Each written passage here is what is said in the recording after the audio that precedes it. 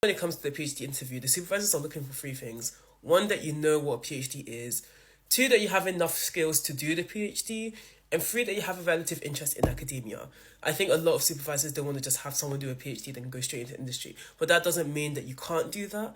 But if you go into the PhD with that expectation, it can put some supervisors off. That is just the reality of it. I think knowing what the PhD actually is important.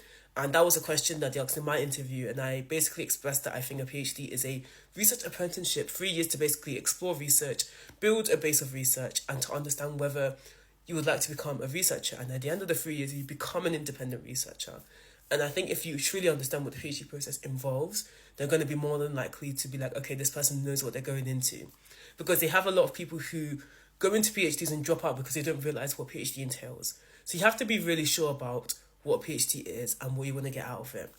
I think another thing for me is tailoring your existing experience to the PhD. So with my PhD topic, safe listening in music venues, I came in with the computer science skills coming from my computer science masters, and I also shared my music experience from being a musician, performing in events, and I combined that in a lot of my dissertations I did in my bachelor's and masters.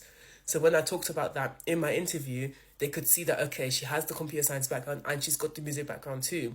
So even though I didn't know much about the ear or hearing in itself, I got the other two skills and I was able to express that these skills work together to build a good knowledge base to do this project. They're not expecting you to know everything about a project before you start because nobody does, right? But they just want to know that you have some relevant skills that will help. And I think in any research role, being able to code is just a net positive. So me coming in with an existing coding base, especially given the nature of my PhD, it was just a big win. So I think being able to look at the skills you've got from your undergrad or your master's and tailor them to your PhD offer, that's going to be a big thing when it comes to doing the interview, and also expressing more about where you want to take your PhD. Like, I want to stay in research, so I express that in the interview so that they know where I want to go, and it helps them know, okay, should we invest in this person or somebody else? I hope this helps.